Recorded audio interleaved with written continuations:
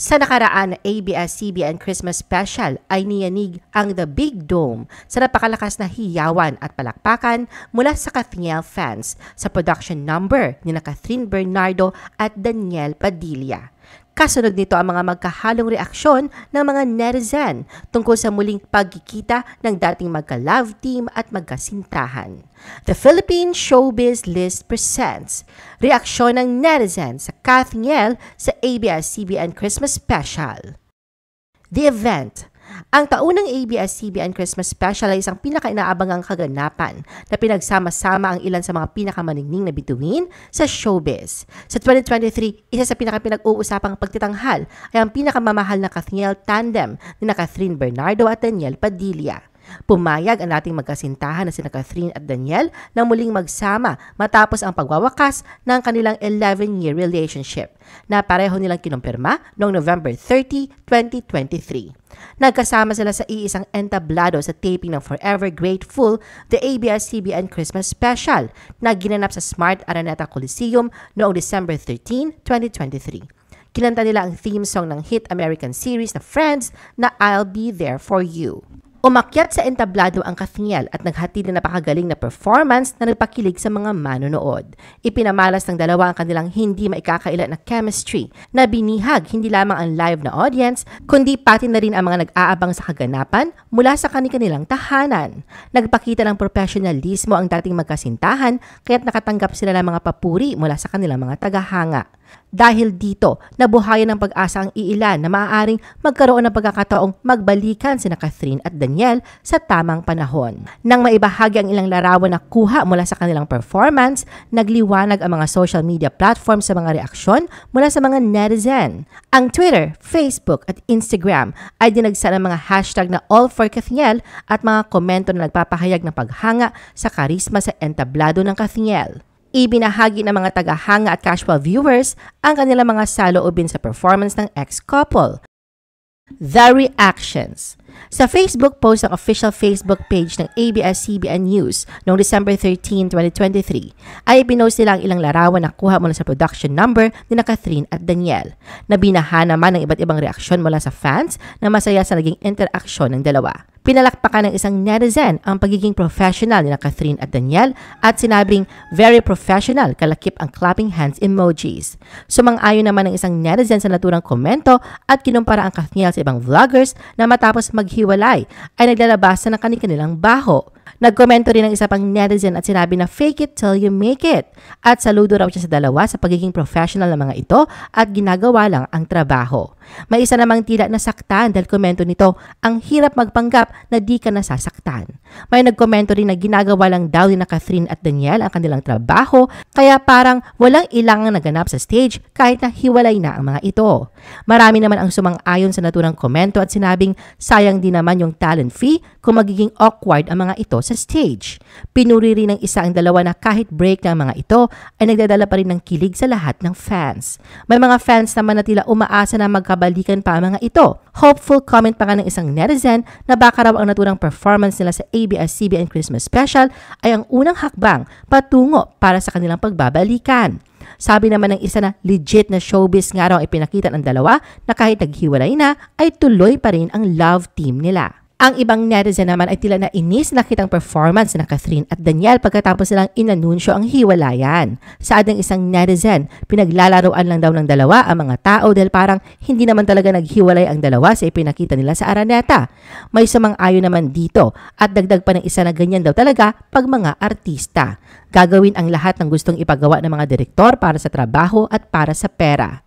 Dagdag naman ng isang netizen na marami talagang nalokong fans ng Kathniel na yung iba nga ay umiiyak pa at hindi na kumakain dahil sa sakit pero ngayon pinapakilig ulit ng dalawa. Tila galit na komento naman ng isa. Sana nga raw ay hindi na pinilit ang naturang performance at hayaan na lang mag-bloom ang kanilang career na hiwalay sa isa't isa Then after breakup, wala nga raw itong hatid na kilig. Komento naman ng isang netizen na sa tingin niya, maayos na na-handle ni Catherine at Daniel ang pagiging professional nilang dalawa at kung ano man ang pinagdadaanan ng mga ito ngayon, ay sa kanila na lang daw sana ito lalo na sa parte ni Catherine.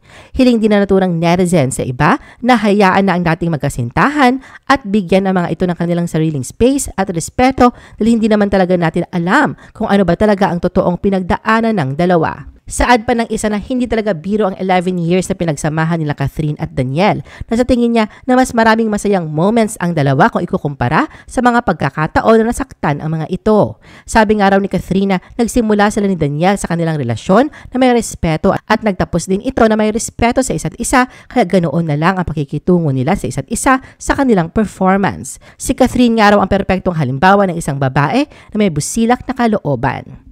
Isang netizen naman ang pumuri kina Catherine at Daniel dahil civil ang mga ito sa isa't isa. Sana nga raw ay hindi na i-bash si Daniel at isisi dito ang lahat kung bakit sila naghiwalay ni Catherine. Biktima nga lang daw ang dalawa ng pagkakataon. Baka nga raw destiny ng mga ito na maging magkaibigan na lamang.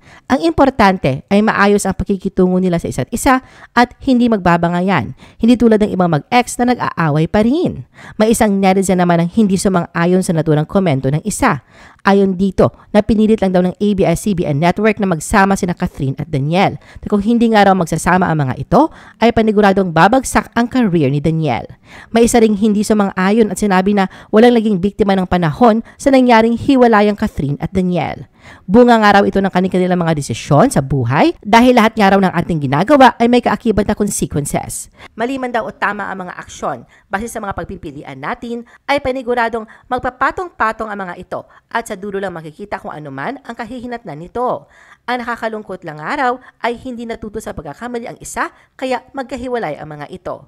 Sa mga ayon din ng iba rito at sinabing cheating is a choice. Matatandaan na idinidiin ng iba na ang tunay na rason ng hiwalayan ng Catherine ay ang pag-cheat at panloloko ni Daniel kay Catherine.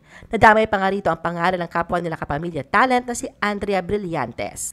Lubos naman ang kilig at tuwa na nadarama ngayon ng mga tagahanga ng Catherine dahil sa isang video na viral ngayon sa lahat ng social media platforms na kuha mula sa backstage ng Smart Araneta Coliseum kung saan makikita na nag-uusap sila at tila hindi mapaghiwalay. May mga clips din na ibinahagi ng ibang netizens sa Facebook at Twitter kung saan makikita ang lahat ng kapamilya stars sa stage at kinakanta ang Christmas Station ID. Makikita rin na magkatabi ang dalawa. Mapapansin na may ibinulong si Daniel habang si Catherine naman ay tumugon dito na may malapad na ngiti sa kanyang mukha. May ibang video rin sina Catherine at Daniel na kuha sa ibang anggulo kung saan makikita na nakahawak si Catherine sa braso ni Daniel. May isang Twitter user naman nag-compile ng mga fan cam videos ng Catherine interaction mula sa backstage hanggang sa performance ng dalawa. Makikita rito ang mga pasimpleng hawak ni Daniel sa bewang at kamay ni Catherine upang alalayan ng ex-girlfriend sa paglalakad nito. Ang casual na pagbati ng dalawa sa isa't isa sa pamamagitan ng pagbeso nila at pati na rin ang tila pag-check ni Daniel sa suot ni Catherine na red dress. Nilikipan pa ito ng netizen ng caption na isang alaala na naman daw na iingatan niya sa buong buhay niya. Isang alaala na napakaganda pero may maliit na kirot na dala. Hiling niya na sana ng araw ay hindi ito ang huling pagkakataon na makita ang dalawa na magkasama. Marami namang netizen ang natuwa sa naturang tweet at nag-iwan ng masasayang komento rito. Tugon ng isang Twitter user, habang wala pa raw ikinakasal at sariling pamilya kina Catherine at Daniel, ay patuloy siyang magdarasal na hanggang sa dulo ay ang dalawa pa rin ang magkakatuluyan at aabot hanggang sa dulo. Isang netizen naman ang nangahas sa tawaging tanga ang management na ipilit pa ang production number ni Catherine at Daniel. Sinabi rin nito na walang konsiderasyon at makasarili ang mga ito. Hindi nga raw inisip ng mga ito ang damdamin ni Catherine. Ilang netizen naman ang hindi sumang-ayon sa naturang komento nito at sinabi na ginagawa lang ng mga ito ang kanilang trabaho dahil yun naman daw ang nai-commit nila sa network. Tugon naman ng isa na normal lang talaga ang ganoon sa showbiz na magkakatrabaho pa rin ang mga ex-couple. May nagsabi rin dito na matagal naman daw hiwalay sina Catherine at Daniel at kayang-kaya na ng dalawa ang mag-perform na magkasama sa stage. Ginawa lang daw ng dalawa ang kanilang trabaho at para na rin sa Catherine fans na patuloy pa rin nakasuporta sa kanilang dalawa. I-post ang inyong comments at reaction sa baba at huwag kalimutan na i-like at i-share ang video na ito. Gusto mo pa ba ng ibang showbiz videos? Panoorin ang aming iba pang top viewed videos. Para sa aming mga YouTube viewers, pumunta lang sa description ng video na ito o i-click ang link sa itaas ng screen. Para naman sa mga Facebook viewers, ay maaari ninyong hanapin ang mga link sa comment section ng video. I-follow nyo din kami sa Facebook at mag-subscribe sa aming YouTube channel. Thanks for watching!